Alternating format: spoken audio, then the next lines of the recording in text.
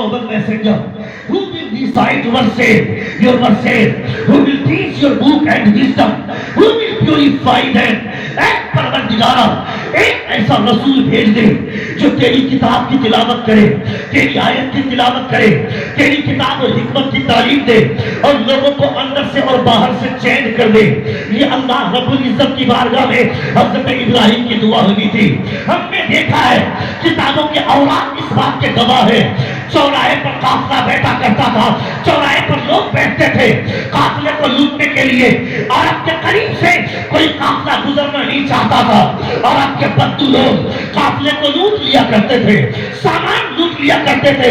حضور کے آنے سے پہلے بھی قافلے کو لوٹنے کے لیے چوراہے پر لوگ بیٹھتے تھے، مگر حضور کے آنے کے بعد بھی چوراہے پر لوگ بیٹھنے لگے۔ فرق یہ تھا کہ کل تک جو چوراہے پر بیٹھتے تھے وہ قافلے کو لوٹنے کے لیے بیٹھتے تھے، مگر نبی کے آنے کے بعد جو لوگ چوراہے پر بیٹھ رہے ہیں وہ قافلہ لوٹنے نہیں، قافلے کو منزل تک پہنچانے کے لیے بیٹھ رہے ہیں، قافلے کو منزل تک پہنچانے کے لیے بیٹھ رہے ہیں۔ اتنا اچھا سنسکار کس نے دیا، اتنی خوبصورت تربیت کس نے کی، اتنی اچھی تعلیم کس نے دی؟ کوئی نہیں ہو سکتا ہے سوائے حرمدہ کے لال کے۔ عرب کا دستور اتنا گندا تھا، اس سے زیادہ گھٹیا سماج کہیں کا نہیں ہوگا کہ ایک عورت کے ساتھ 15-20 مرد مل کر زنا کرتے ہو، اور جب وہ لڑکی پریگننٹ ہو جاتی ہے وہ جس مرد کی طرف اشارہ کرتی ہے وہی مرد اس کا باپ کہلاتا ہے۔ اس سے زیادہ گھٹیا سماج کہیں کا ہوگا کیا؟ غیر مسلموں میں بھی، ہندوؤں میں بھی شادی سے پہلے اگر کوئی لڑکا لڑکی اپنا سمبند بناتا ہے اسے ناجائز مانا جاتا ہے۔ آج اگرچہ بھلوا لوگ ریلیشن شپ کے نام پر چاہے گندگی جتنی گندگی پھیلا دے، چاہے شراب چاندی کے گلاس میں پیو، چاہے سونے کے گلاس میں پیو، شراب کا قطرہ شراب ہی رہے گا۔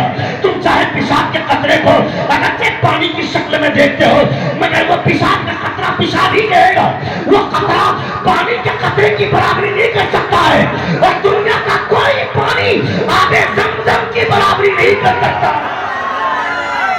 دنیا کا کوئی پانی آب زمزم کی برابری نہیں کر سکتا ہے۔ نبی کونین صلی اللہ علیہ وسلم کے دور میں یا کسی بھی دور میں یہ شادی سے پہلے جو لڑکا لڑکی سمبند بناتے تھے اسے ناجائز مانا جاتا تھا۔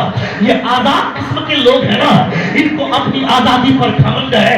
میں کہتا ہوں ایسی آزادی پہ تھوکتا ہوں میں جو میری بیٹی کو شادی سے پہلے ہی پریگننٹ کر دے، میں ایسی آزادی نہیں چاہتا ہوں۔ لیکن ریلیشن شپ کے نام پر جو گندگی ان لوگوں نے پھیلائی ہے، یہ گندگی آج سے 4 سال پہلے 5 سال پہلے اسے برا جانا جاتا تھا۔ شادی سے پہلے کسی لڑکے کا سمبند کسی لڑکی کے ساتھ نہیں ہو سکتا ہے، یعنی اسے ہندوؤں میں بھی، جات میں بھی، کرسچن میں بھی، عیسائیوں میں بھی برا جانا جاتا تھا، مگر عرب کا کلچر اسے پسند کرتا تھا۔ ایک لڑکی کے ساتھ 15-20 مرد مل کر رات بھر زنا کرتا تھا۔ جب وہ لڑکی پریگننٹ ہوتی تھی تو وہ لڑکی جس مرد کی طرف اشارہ کرتی تھی وہی مرد اس بچے کا باپ کہلاتا تھا۔ مگر حضور آ گئے، نبی کونین صلی اللہ علیہ وسلم تشریف لائے، نبی کونین نے فرمایا میں عرب کو اتنا پاک کر دوں گا، اتنا پاک کر دوں گا، ایک عورت 7 میل کی دوری سے اکیلی آئے گی، خانہ کعبہ کا طواف کر کے اکیلی چلی جائے گی، کوئی مرد اسے لڑکیوں سے بھی دیکھنا گوارا نہ کرے گا۔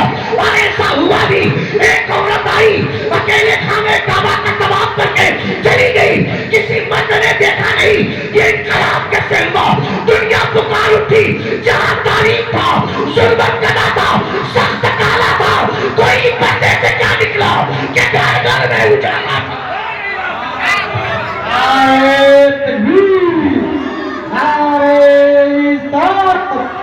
مذہب اسلام، مذہب اسلام، مذہب اسلام، محبت رسول کانفرنس، حضرت علامہ مفتی شہاب الدین ثقافی صاحب قبلہ، نعرہ تکبیر، نعرہ رسالت۔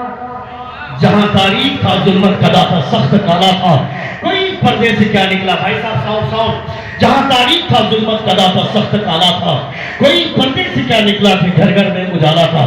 سماج میں اس کو برا جانے لگا، برا جانے لگا۔ یہ حضور کی تعلیمات کا اثر۔ سلطان صلاح الدین ایوبی نے جب اپنے لشکر کو تیار کرنا شروع کیا، اس لشکر کی تیاری سے پہلے تمام عیسائیوں نے مل کر منصوبہ باندھا، پلاننگ کی. اس پلان میں یہ چیز شامل تھی، کہا سنو محمد کا کلمہ پڑھنے والا چاہے جتنا بھی وہ متسلم ہو، مگر عورتوں کے معاملے میں مسلمان کمزور ہوتے ہیں. اپنی لڑکیوں کو تیار کرو، اپنی لڑکیوں کو چوراہے پر، اپنے دین پر ہمارا لڑکیوں کو تیار کر کے اس کو چوراہے پر کھڑی کر دو.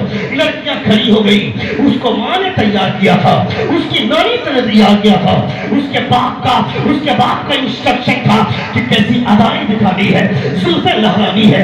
اپنے جسم کی نمائش کرتے ہوئے مسلمانوں کا قافلہ گزرے گا، سلطان صلاح الدین ایوبی کا لشکر گزرے گا. اپنی ادائیں دکھا کر مسلمانوں کو بھگانا، مسلمان کو مائل کرنا اپنی طرح، اب اس طرح مائل کرنا کہ سلطان صلاح الدین ایوبی اکیلا رہ جائے گا. پھر دیکھ لیں گے حسن کا پاور چلتا ہے یا پھر کلمے کا پاور چلتا ہے.